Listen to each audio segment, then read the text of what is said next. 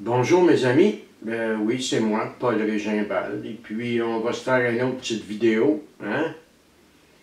21 mai, puis la tuque de laine sur la tête, ça va bien.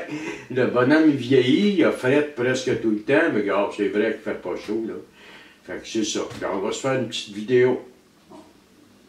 La dernière qu'on a faite, on parlait, on avait commencé à parler de 10e étape. Par matin, c'est là-dedans qu'on va aller, bien entendu. 10e étape. Nous avons poursuivi notre inventaire personnel et promptement admis nos torts dès que nous nous en apercevions. 11e étape. Nous avons cherché par la prière et la méditation à améliorer notre contact conscient avec Dieu tel que nous le concevions, lui demandant seulement de connaître sa volonté à notre égard et de nous donner la force de l'exécuter. Pourquoi je te cite ces deux étapes-là? C'est sûr qu'elles travaillent toutes ensemble, là. Mais 10 et 11 particulièrement ensemble, comme 6 et 7 ensemble. Ceci dit, elles travaillent toutes ensemble.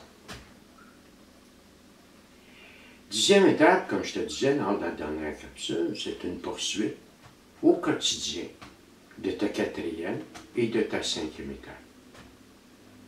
C'est un engagement vis-à-vis toi-même. C'est une discipline de vie.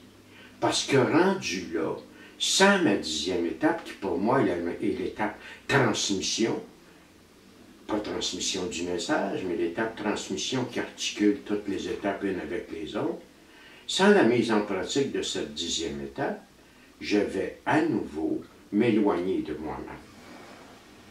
Donc, la mise en pratique de la 10e étape, c'est pas quand ça va mal, c'est pas une fois de temps en temps, c'est pas quand ça me tente, c'est pas quand j'ai le temps, c'est je veux que les promesses me soient livrées, c'est à tous les jours, 7 jours semaine, 365 jours par année, sauf, bien entendu, où il y a une exception de force majeure qui m'empêche de le faire. Je vais aller prendre des nouvelles de Paul en 10e étape. Je vais aller prendre des nouvelles de comment je me sens, de comment je vais. Je vais aller prendre des nouvelles de ce que ça me fait quoi, ce que je me fais vivre. Soit que ça m'apporte de la sérénité, de la paix, du calme, de la croissance spirituelle, ou j'ai le sentiment de retourner d'où je viens. C'est un ou l'autre. C'est la mise en pratique de ma 10e étape, un jour à la fois, qui va me faire voir ça.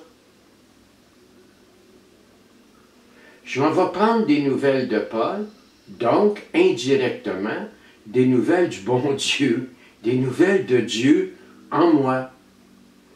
Je m'en vais prendre des nouvelles de ma santé spirituelle aussi. Comment tu vas, mon petit cul?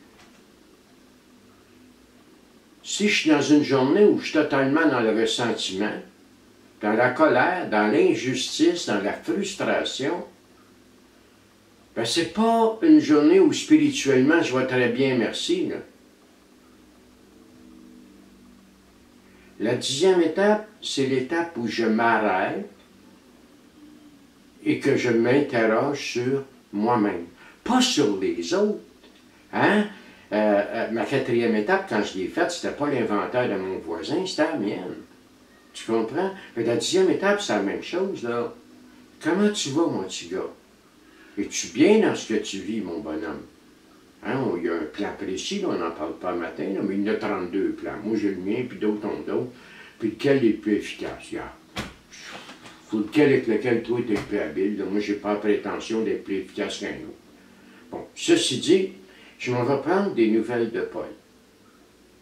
Je m'en vais regarder où j'en suis aujourd'hui. Parce que moi, je suis habitué, comme je te le disais l'autre jour, à vivre à l'extérieur de moi. Moi, je vis dans ma tête, moi.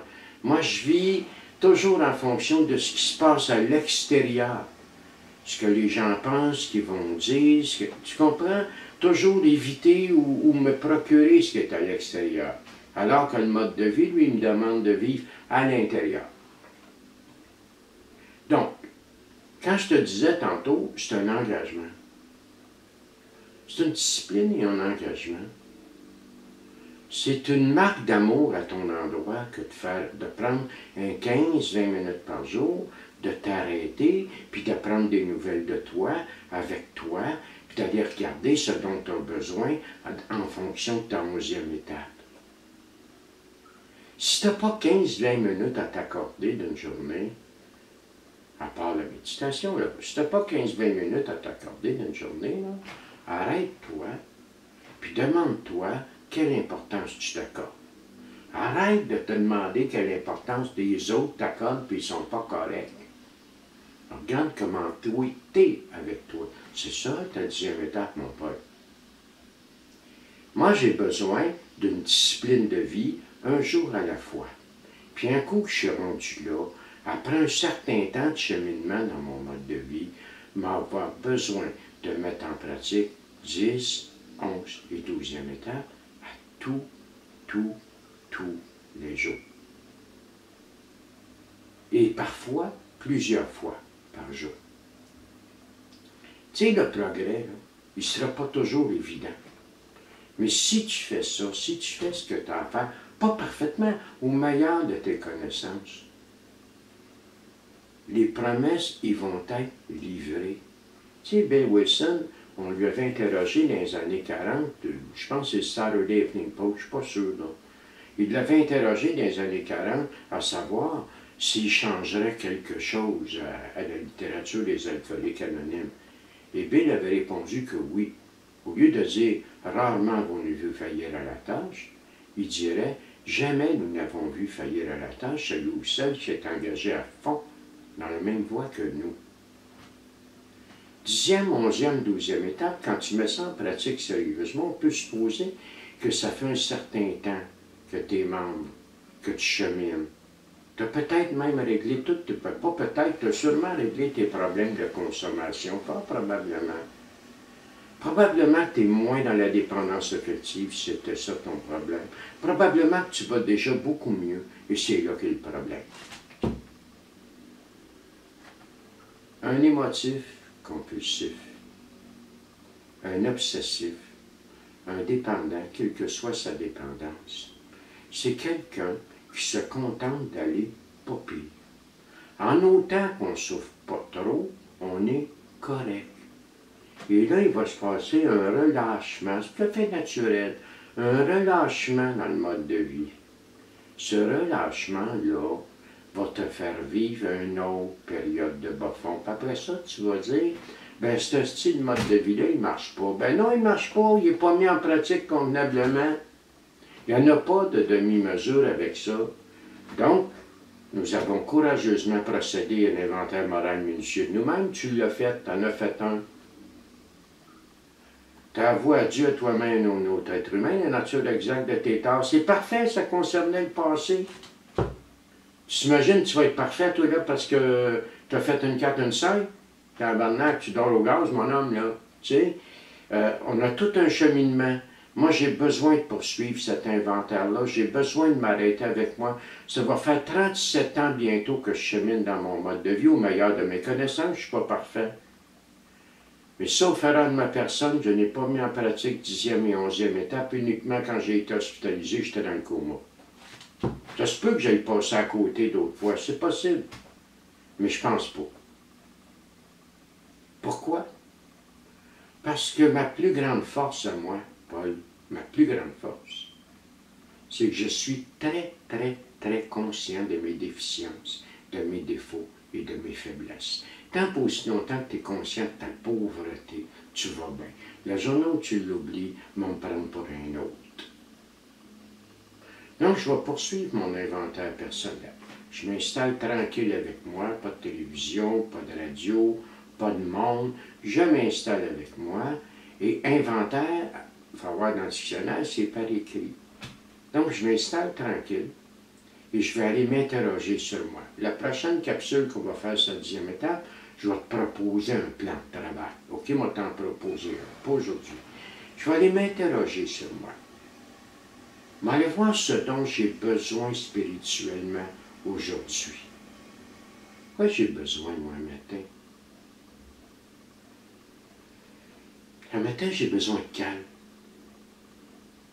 eu beaucoup de douleurs ces derniers temps, puis moi, quand j'ai beaucoup de douleurs comme ça, j'ai tendance à être plus impatient, comme tout le monde, plus intolérant. Je suis d'une nature qui peut être très impulsive, moi, pas violent, mais tu sais, c'est pas le fun, là, tu sais. Donc, le matin, moi, j'ai besoin de paix, j'ai besoin de calme, là. J'ai besoin de me sortir de tout ce qui me brasse ce matin, là. Ben, je vais demander à Dieu qu'il m'accorde ça. Vois-tu le lien entre ma 10e et ma 11e étape? Jésus disait dans le Notre Père, donne-nous aujourd'hui notre pain quotidien, notre pain de ce jour. Ben oui, c'est sûr, on vit un jour à la fois. Je ne demanderai pas le pain de demain, il sera plus frais. Tu comprends? C'est quoi tu as besoin tout de suite?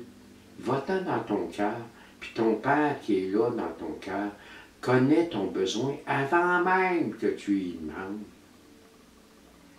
10e et 11e étape, ça travaille ensemble, c'est des choses qu'on va regarder ensemble. Donc, je m'installe, je me donne le temps nécessaire et je vais regarder avec honnêteté en moi.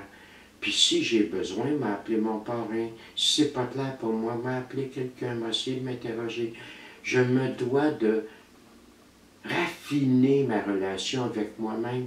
Je me suis délaissé, abandonné, quitté, maltraité tellement longtemps. Tu comprends? Que quand on revient en soi, on ne se reconnaît plus, on s'ignore, on a une nouvelle relation à bâtir et ça va prendre du temps. Un jour à fois. Vois-tu, pour un matin, là, c'est ça que je voulais te raconter à propos de la 10e étape. Je n'irai pas plus loin que ça. Nous avons poursuivi notre inventaire personnel et promptement mis nos torts dès que nous en apercevions. Mes torts vis-à-vis moi-même, qui font en sorte que je me sens tout croche. Mes torts vis-à-vis des autres, qui font en sorte que je me sens tout croche. Pas ceux des autres vis-à-vis moi. Ça, on va regarder ça tout à l'heure, ce qu'on fait. Il y a quelque chose à faire avec ça avec. On va regarder ça un petit peu plus tard, là, toujours en 10e étape. Fait que pour un matin, c'était ça, mon ami, puis regarde, je te souhaite une bonne journée. Puis si jamais tu vas avoir une suite, j'en ai plusieurs, appelle-moi. Bonne journée!